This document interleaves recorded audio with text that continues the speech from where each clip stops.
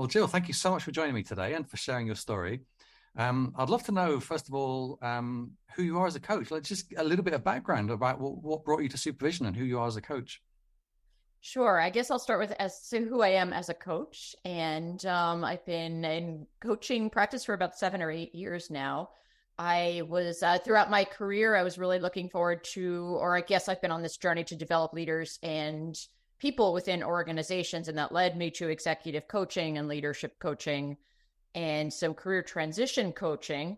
And I've been doing this for a while now. And I've been really like at the start of my coaching journey, there was a lot of development and a lot of certifications and different ways that coaches can develop themselves.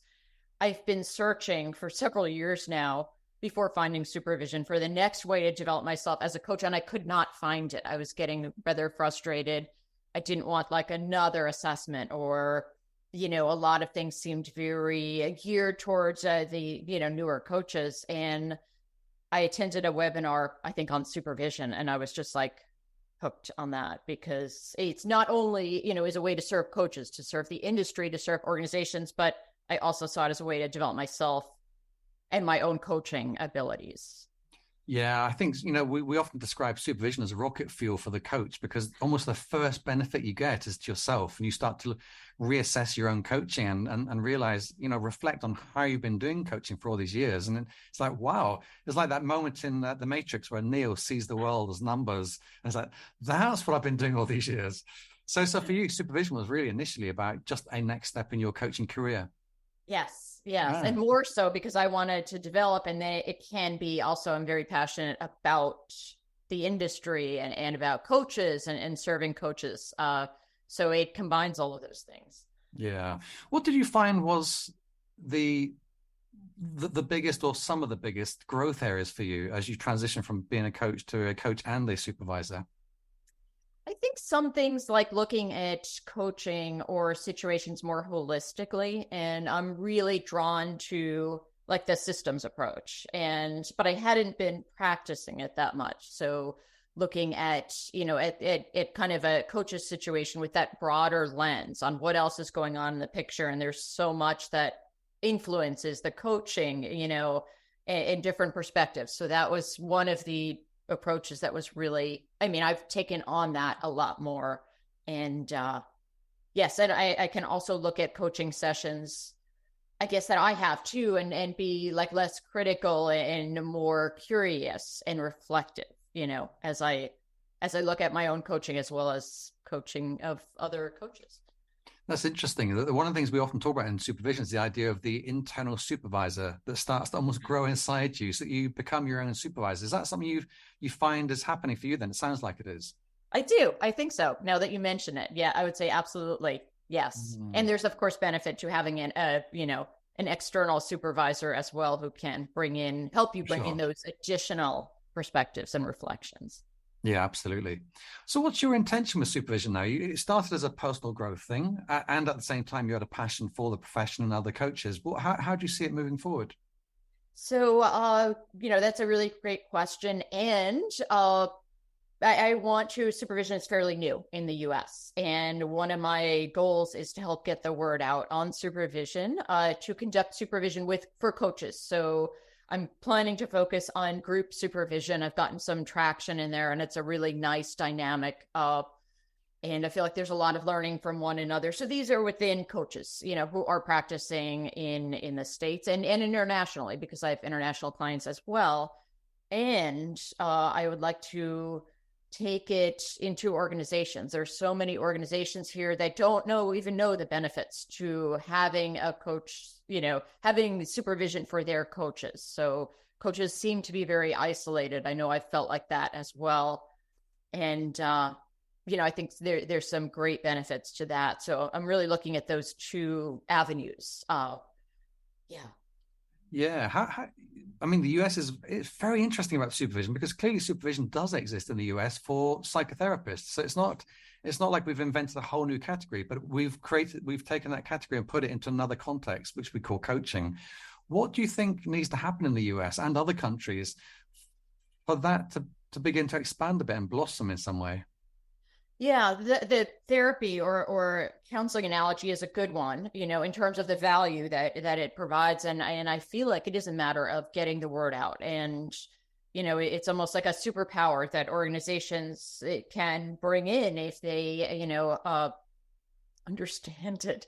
So I feel like it's, yeah, communication, demonstrations maybe of, group coaching, or this is supervision. This is how it differs from coaching. This is how it can benefit. So that's something that I hope to be involved with, and, looking to network with other supervisors here as well as, around the world on, what are the opportunities to expand this? Yeah. And obviously I showed you this book before we started this book here for anyone else watching this video.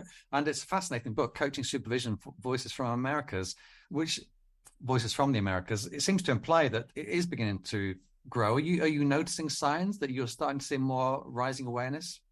So one big advantage is that the International Coach Federation, which many coaches here in the US belong to, it's our main certifying body, now recognizes 10 hours of coaching supervision or mentor coaching as coaches are renewing their credentials. So I feel like that's an important step, and it needs to be taken further. I would say this now that, I've been through supervision training and I understand, I would say with a qualified supervisor, and because I've encountered some coaches who are like, I'm just going to add supervision as one of my offerings, and they have no idea what it is. So that's a concern. And, so I feel like the ICF is going in that direction. I also feel like coaching, at least I'm in the Washington, D.C. area, and coaching is growing dramatically here. Like there are, I think we have the most coaches of anywhere in the US. Oh, wow. And it's also, the market's getting saturated with coaches, and it's, what's next? So I feel like there are,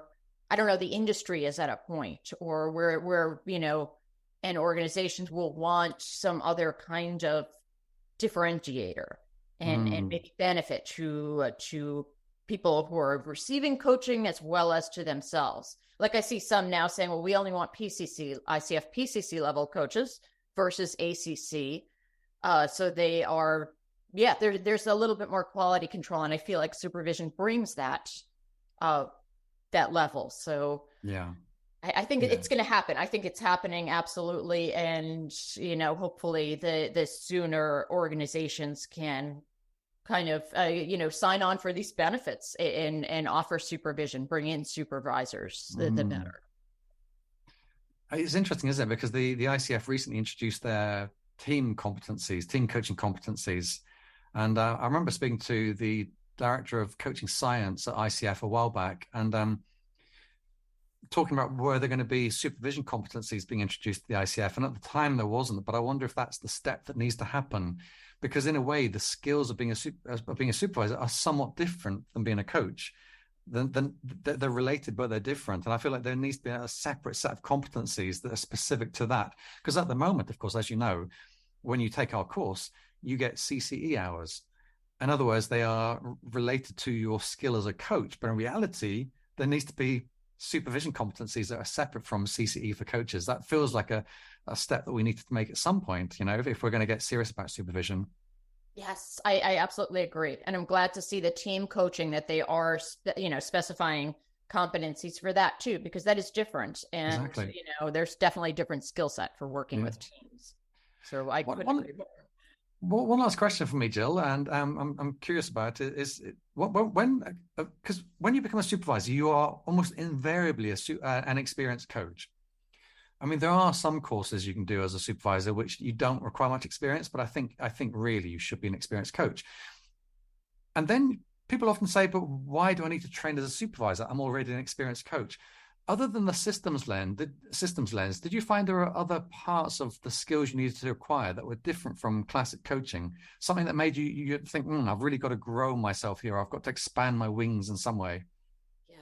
So there was so much. The course was so beneficial for that reason. And there are many, many different models that I use now or can fit in. Like positive psychology is one that I was using as a coach, and it fits in as a supervisor as well. And I really like that approach with certain clients. there's so much, and it's a lot more complex than I thought supervision was going in. So even now, as I finish my writing assignments for my diploma in coaching supervision, I'm just going back and reviewing, and I'm like, oh, this is so useful to have these different models and frameworks. And just be able to kind of reference that. And it does bring in this whole new skill set. As a supervisor, as you know, sometimes you are sharing experience with the coach, and that's appropriate. Whereas in, what I would call like pure coaching, it's never going to be appropriate. So, but it's so much more than that. And I highly recommend that supervisors go through, a program such as ICCFs, because there's a lot to these different models and approaches. And and it takes time to integrate that learning into. I'm still integrating a lot of it into my own coaching, as well as with my newer supervision clients. So absolutely, I found it to be very, very rigorous. And that was, it's so much broader than mentor coaching too, which is something that I do a lot of. And that's so specific to, in my case, to the ICF competencies. This can be, there's also like I'm going back to the systems approach, but like the coach's business, how the coaches, that element of the restorative function, helping coaches to unwind these emotions that they take on from their clients. And that's something that, just the specifics on that, I feel like are so, so valuable. I don't know if that answered your question or not. No, it absolutely did. Yeah. Thank you. And in fact, it brings me back to the point about the US, and it feels like another thing that's got to happen is the distinction between the mentor coaching and supervision needs to get clear. I mean, it is clear, but whether the knowledge of it's clear is another issue. And I think that's something that we've got to be better at communicating in a sense. So that is, since I've been doing group supervision and with new groups, and I've presented at a couple of conferences on supervision and did a group fishbowl activity, that's a burning question. People do not know. I got feedback, like, you have to cover that, like right off the bat, like, what is this difference? And then I know of some coaching programs that call something supervision that I would call, I'm like, no, this is mentor coaching. And then as I look back on my mentor coaching career, I've been, conducting what I would call now supervision, but without the depth that I now have and experience, but it was called mentor coaching, but, dealing with a lot broader issues that the coach brought up. It's fascinating. And I think that's absolutely something that, we need to distinguish between. I was guilty of that too, Jill. When I used to do mentor coaching, I look back now and I think, oh, I was supervising. I thought I was mentor coaching, and it's only when I went through my MCC mentoring myself and realized how obsessively focused it was on the competencies. And I was like, oh, okay. I thought I'd been mentor coaching, but I was supervising the whole time. And that's why I really love supervision. It's just, it kind of plays more to my natural interest in terms of the human being as a whole. Right. Yes. And it also fits. I had a supervision engagement with a client who was applying for his MCC, and there was that mentor coaching element, but it was also so much broader. So I did a recording at one point and reviewed it. But it's just, I feel like there's so much more outside of the competencies, yet I understand the mastery of the competencies is obviously critical too. Yeah.